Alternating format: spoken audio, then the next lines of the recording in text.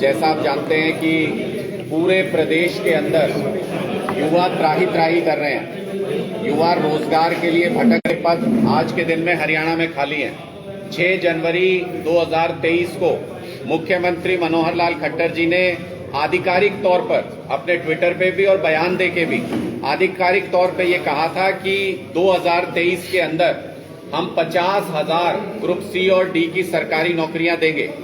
2023 चला गया।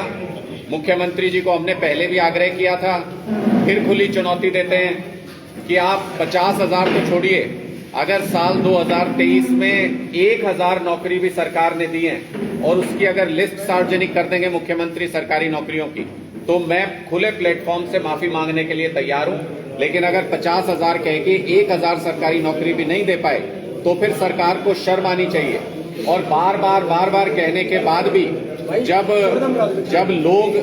जब इस बात को भारतीय जनता पार्टी के लोग, सरकार के लोग नहीं समझ पा रहे हैं, तो फिर उनके कान खोलने के लिए, जैसे हमारे क्रांतिकारी साथी कहा करते कि बहरी सरकारों को सुनाने के लिए धमाके की जरूरत होती है।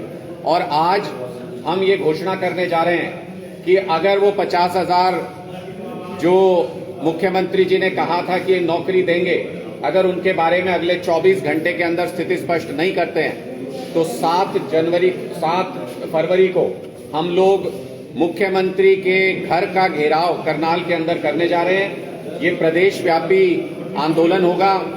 उसके बाद 8 तारीख को सभी जिला कार्यालयों के ऊपर प्रेस कॉन्फ्रेंस आयोजित करके हर जिले के साथी हमारे इस बेरोजगारी की स्थिति को सरकार के सामने रखेंगे। और 9 तारीख को सभी जिला कार्यालयों के ऊपर धरना आयोजित किया जाएगा। ये एक प्रदेश व्यापी आंदोलन हम शुरू करने जा रहे हैं। सरकार को, अगर हमारे बेरोजगार युवा अगर चैन की नींद नहीं सो सकते हैं, अगर हमारे युवाओं को रोजगार नहीं मिल सकता, परिवार का पालन पोषण नहीं कर सकते, तो फिर सरकार के मंत्रियों को और मुख्यमंत्री को भी चैन की नींद नहीं सोने देंगे।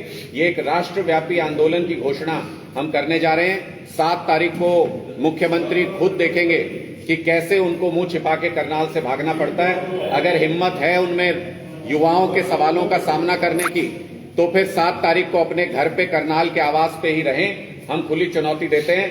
हरियाणा के युवा उनसे सवाल पूछने के लिए आ रहे हैं, उनसे पूछने के लिए आ रहे हैं कि क्यों नौकरी के बारे में बार वो झूठ बोलते हैं, क्यों 50,000 नौकरी कह के 1,000 नौकरी भी पूरे साल 2023 में नहीं दी, क्यों जब से सीईटी का एग्जाम जब से लेना इन्होंने शुरू किया तब से कोई भी नौकरी सही तरीके से क्यों नहीं दे पाए, कोई टेस्ट सही तरीके से क्यों नहीं करा पाए, 40 से ज्यादा पेपर लीक क्यों हुए इस सरकार के अंदर, क्यों बार जो नौकरियां घोषित की जाती है उनके एडवर्टीजमेंट को वापस लिया जाता है, क्यों बार जो एग्जाम्स हैं उनके रिजल्ट कोर्ट में जाके फंस जाते हैं। सरकार ग्रुप सी का जो कोर्ट के अंदर हियरिंग चल रही है उसमें कोर्ट ने अप्रैल की तारीख दी हुई है।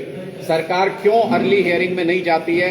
ग्रुप डी की भर्ती अगर ग्रुप सी से पहले करने के बारे में सोचती, 1000 में से 12-13,000 युवा साथी ग्रुप सी में अपग्रेड हो जाएंगे, क्योंकि कॉमन एलिजिबिलिटी टेस्ट था, वही बच्चे हैं सारे। जब 15,000 की भर्ती करेंगे ग्रुप डी में और 13,000 अगर ऊपर शिफ्ट हो जाएंगे तो सारी सीट इनकी खाली हो जाएंगी, पूरी भर्ती बेकार हो जाएगी। बकवास इनकी योजना है ये पूरी तरह से। इसलिए बिना सोचे समझे जिस तरीके से सरकार युवाओं के भविष्य को दांव पर लगा रही है, उसको चैलेंज करने के लिए मैं हरियाणा के तमाम युवाओं को भी आमंत्रित करता हूं। आम आदमी पार्टी आपकी लड़ाई लड़ने के लिए तैयार है। अरविंद केजरीवाल जी ने खुले मंच से ये कहा है कि अगर बीजेपी सरकार के बस की बात नहीं है तो आम आदमी पार्टी, जैसे पंजाब के अंदर हम लगातार नौकरियां दे रहे हैं, वैसे हरियाणा में भी सरकार आते ही 2 लाख सरकारी नौकरी एक साथ देने की हिम्मत रखते हैं। इसलिए आप सब साथी भी इस आंदोलन के अंदर जुड़ें। 7 तारीख को हम मुख्यमंत्री के घर का घेराव करनाल में करने जा रहे हैं और हरियाणा के सभी युवाओं को, चाहे उन्होंने किसी तरह का कोई एग्जाम दिया हो, किसी तरह की कोई उनकी नॉलेज हो, किसी तरह का कोई उनका बैकग्राउंड हो, सभी युवाओं को हम आमंत्रित करते हैं इस आंदोलन का हिस्सा बनने के लिए। 7 तारीख को आप भी यहां पहुंचिए।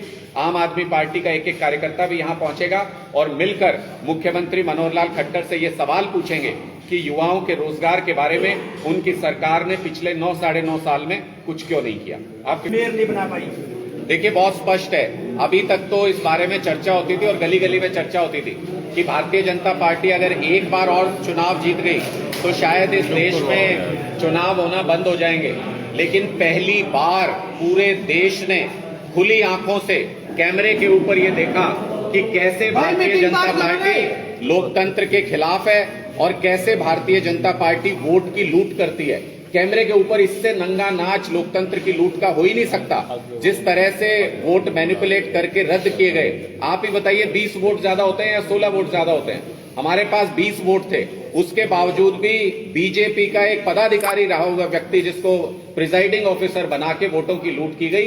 पूरे देश के अंदर आज के दिन में ये चर्चा है कि जब मेयर के छोटे से चुनाव के लिए ये लोग इतना नीचे गिर सकते हैं, तो फिर सीएम और पीएम का जब चुनाव होगा तो क्या कुछ नहीं कर सकते? क्या देश के लोकतंत्र के साथ खिलवाड़ तो नहीं करेगी भाजपा? ये सबके मन में प्रश्न है और इसी प्रश्न से 2024 के चुनाव का रास्ता भी निकलता है। लोग इस बार लोकतंत्र को बचाने के लिए देश के अंदर चुनाव में वोट करेंगे। कोर्ट में गए हैं दोबारा से इलेक्शन में? देखिए, निश्चित तौर पे कोर्ट में ये मामला चल रहा है, सुप्रीम कोर्ट के अंदर आज भी उस पर सुनवाई होनी है मुझे लगता है। और हम कोर्ट में भी कानूनी लड़ाई भी लड़ेंगे, लोकतांत्रिक तरीके से जनता के बीच में, जनता के अदालत में करेंगे। सीसीटीवी फुटेज वगैरह जमा कराई गई है कोर्ट में इस प्रकार से? सारा सीसीटीवी फुटेज पब्लिक डोमेन में है। मुझे लगता है कि उसको वो सार्वजनिक होने के बाद पूरे देश ने देखा है कि कैसे वो लूट हुई है। हो सकता है इलेक्शन दोबारा हो फिर मेयर के? निश्चित तौर पे होने चाहिए। हमारी ये मांग है कि वो चुनाव दोबारा होने चाहिए। प्रिजाइडिंग ऑफिसर के खिलाफ फ्रॉड का मामला दर्ज होना चाहिए, उनको जेल भेजना